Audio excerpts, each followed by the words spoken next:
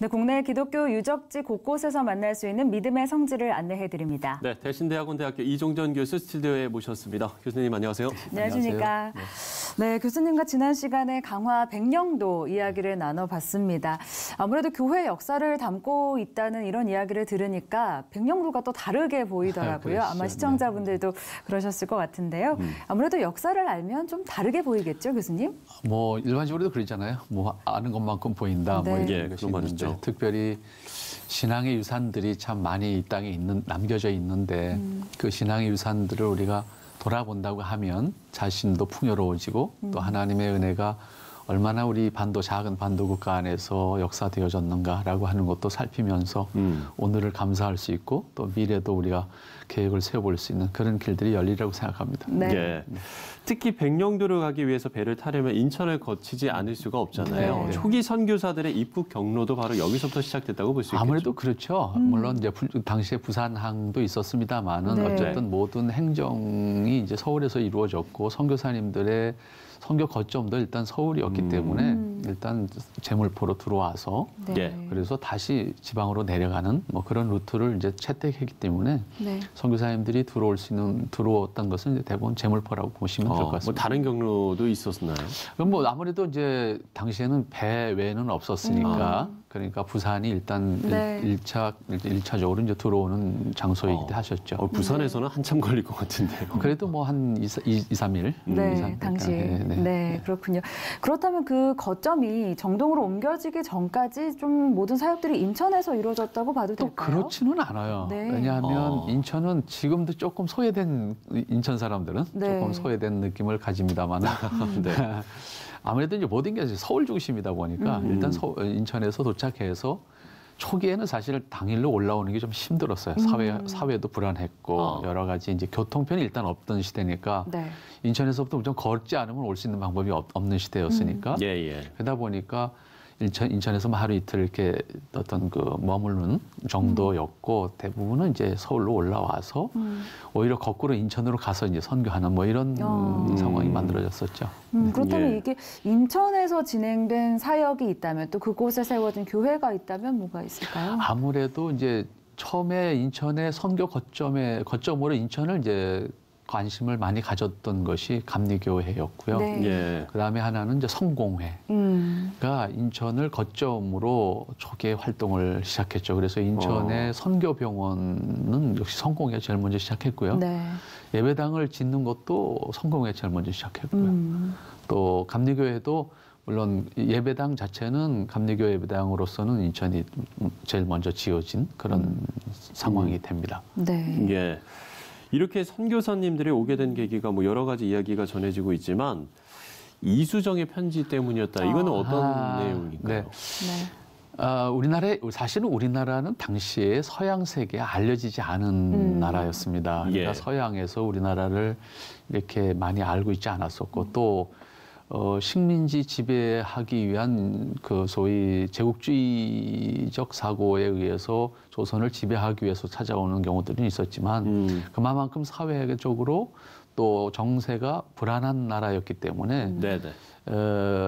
구미 교회들이 조선을 선교한다 뭐 이런 것은 처음에 생각이 없었고 네. 오히려 계획이 없었고 이수정이 일본에 이제 가서 비로소 개종을 하게 되고 보니까 일본은 이미 선교사들이 와서 활동을 하고 있는데 조선은 선교사가 안 와 있단 그렇죠. 말이죠. 그래서 결국은 이수정이 거기서 이제 미국 교회들에게 이제 그런 호소하는 편지를 썼고 또 하나는 일본에서 활동하고 있는 선교사들한테 왜 여기 와서 선교하면서 가까운 조선은 왜 선교 안 하냐 뭐 이런 네네. 이제 뭐 원망이라고 하려는지 그런 요청도 했고 근데 사실 그 배경에는 이수정도 개화파 정치인이었거든요. 네. 그러니까 개화파 정치인들은 복음이 목적이 아니라 조선을 개화시켜서 조선의 미래를 열어가기 위해서는 뭔가 서양의 도움이 필요한데 정치적인 도움은 이제 부담스럽고 사실상 예. 현실적으로 어려운 것이고 그렇다고 하면 정치적이지 않은 측면에서 조선이 도움받을 수 있는 방법이 뭘까? 그것이 이제 선교사들을 받아들이는 거다. 네. 그래서 아마 같이 활동했었던 실제적으로 이수정하고 같이 활동했던 김옥균 같은 사람들이 아주 그 고종에게 그 선교사 받아들이도록 탄원을 하죠. 그래서 실제적으로 김옥규는 크리스찬이 아님에도 불구하고 사실상 선교사들이 들어오도록 고종에게 윤허를 받는데 1등 공신이 사실은 김옥균입니다. 목적은 좀 달랐습니다만 그렇죠. 뭐 결론적으로는 그렇기 때문에 또 복음이 더 전파가 될 수 있었던 그런 계기가 됐었네요. 그렇죠. 거기에 이제 직접적으로 탄원 편지를 쓴 것은 이제 이수정이 일본에서 미국 교회에다가 이제 호소를 했죠. 네, 좋습니다. 그렇다면 인천에서는 저희가 좀 방문해 볼 만한 곳이 어디가 있을까요? 인천은 사실은 많은 유적들이 있었는데 6.25라고 하는 것을 겪으면서 우리가 잘 아는 이제 인천 상륙작전이 있었고 그 과정을 통해서 워낙 폭격을 이제 인천구시가 이제 폭격을 했기 때문에 사실은 그 초기의 유산들이 사실은 다 많이 망가졌고 지금 복원됐거나 혹은 지금 남겨진 것들은 많이 있죠. 그래도 그 가운데서 뭐 양화진 우리가 그 많이 이제 소개를 하는데 사실은 우리나라 최초 외국인 묘지는 인천에 있습니다. 근데 대부분 양화진이 있다고 생각하는데 양화진은 후에 만들어진 거고 초기에 제일 처음 만들어진 외국인 묘지는 인천에 있고요. 거기에 이제 선교사님도 몇 분 계시고요.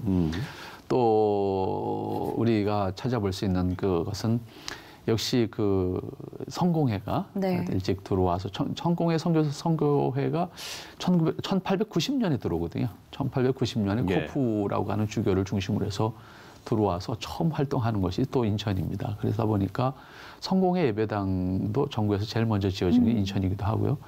그러다 보니까 최초의 병원 자리라든지 혹은 성공회 예배당이 6.25 때 역시 폭격으로 인해서 무너져서 없어졌고 다시 병원 자리에다가 성공회 예배당을 지었는데 그것은 영국 성공회 성도들의 헌금에 의해서 지어진 예배당으로 6.25 전몰장병 소위 영국군이 파송돼서 우리나라에서 싸우다가 전사한 전몰장병 그 뭐랄까 기념 예배당으로 영국의 성공회 성도들이 헌금을 해서 지어진 아주 그 석조 건물로서 인천 안에서는 보기 드문 그런 건물이 지금도 남아져 있고요. 또 랜디스 선교사라고 성공해서 처음 들어와서 병원을 시작해서 일찍 사실 그분도 돌아가셨는데 그분이 운영하던 병원 그대로 있고요.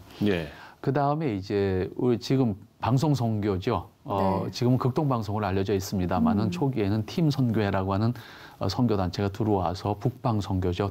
대북 선교 내지는 공산권 선교를 위해서 시작했던 극동 방송이 사실은 지금 서울에 있습니다만은 지금은 서울에 그게 서울에 있기 전에 사실 출발점이 인천입니다. 그래서 인천에 그 극동 방송 당시에 최초에 건립됐던 그 스튜디오라든지 혹은 연주소 이제 선교사님들 숙소 그대로 다 남겨져 있습니다.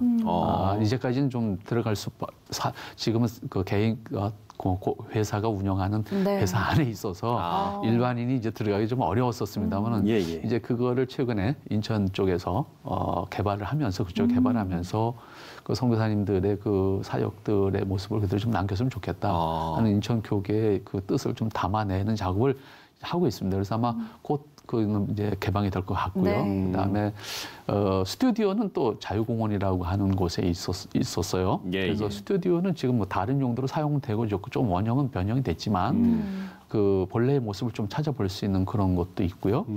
그다음에 인천이 아무래도 선교사님들 들어온 관문이다 보니까 예를 들어서 100주년 기념탑이 만들어져서 선교사님들이 최초에 내렸던 그 지점 근처에 정확하게 그 지점을 찾을 수 없으니까 그 추측이 되는 그곳에 이제 100주년 기념탑이 1985년에 세워져서 지금까지 이제 좀 많은 분들이 이제 찾아오는 그런 장소로 사용되어지기도 하고요. 그다음에 사실은 우리 인천에서 조금 더 우리 한국 기독교계가 관심을 가져야 될 한 분 또 있어요. 그분이 이제 박두성 선생이라 그러는데 박두성 그러면 대부분 다 누군지 모르겠어요. 좀 소개를 해주셔야 될 것 같습니다.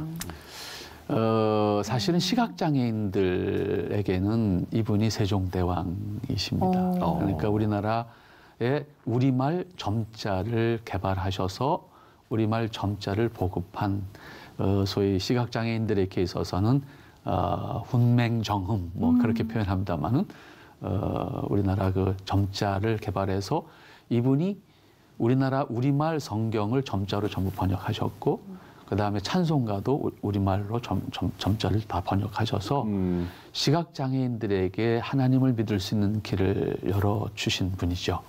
우리나라 전 시각장애인들은 이분의 그 점자를 통해서 의사소통을 지금도 하고 있는데 이분이 사실은 강화도 출신이세요.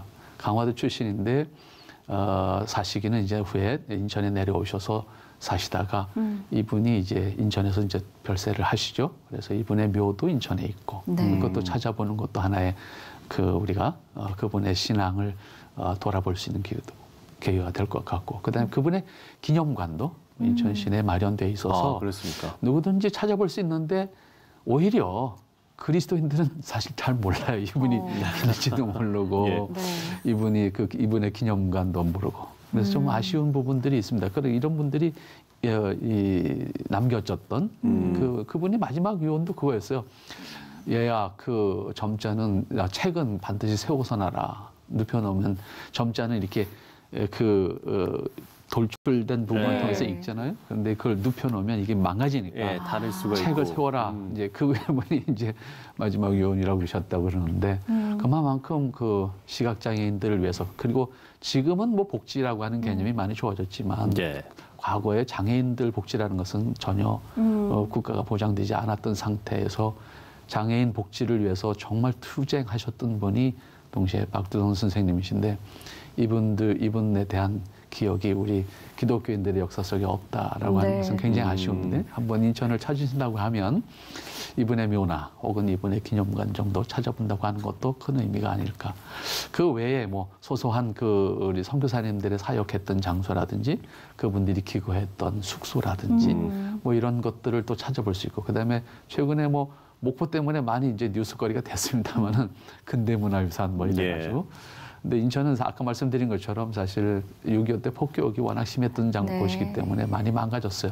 하지만 그 가운데 사이사이에 선교사님들이 처음 와서 서울까지 올라오기 전에 거처했던 그런 장소들 이런 것들은 지금 복원이 돼서 그래도 지금 남겨져 있어서 그 시가지에 구시가지에 찾아보면서 선교사님들의 그 발자취를 찾아볼 수 있는 곳 그다음에 최초에 들어왔던 선교사님 그 아펜젤러 선교사하고 언더우드 선교사를 기념하는 공원도 조그맣게 하나 만들어져 있고요. 뭐 그런 것들을 좀 이렇게 찾아볼 수 있는 구시가지를 돌아본다고 하면 아마 하루 날들이로도 좋고 또 자녀들하고 함께 문학 체험과 더불어서 크리스찬들이 그러한 우리 신앙의 선배들이 남겨줬던 것들을 돌아볼 수 있는 그런 좋은 장소가 아마 인천이 아닐까 그런 생각합니다. 하루 갖고는 안 될 것 같습니다.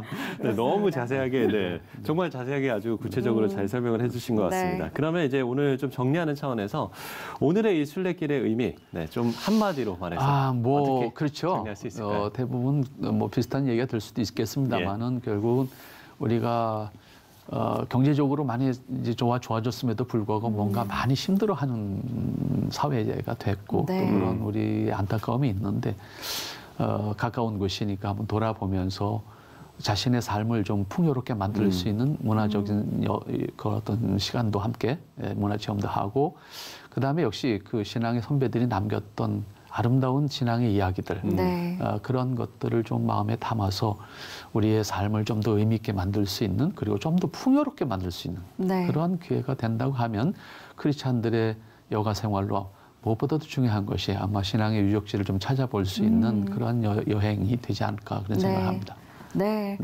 아마 이 시간을 통해서 단순히 그냥 어떤 지역에 여행을 갈 때 그냥 가는 것이 아니라 우리 기독교인들은 신앙의 유적지를 함께 돌아보면서 그 안에서 신앙의 역사와 은혜를 함께 나눌 수 있는 시간이 되지 않을까라는 생각이 드는데요. 오늘은 인천 지역 순례길 돌아봤습니다. 오늘 여기까지 듣도록 하겠습니다. 이정전 교수님 감사합니다. 네, 감사합니다.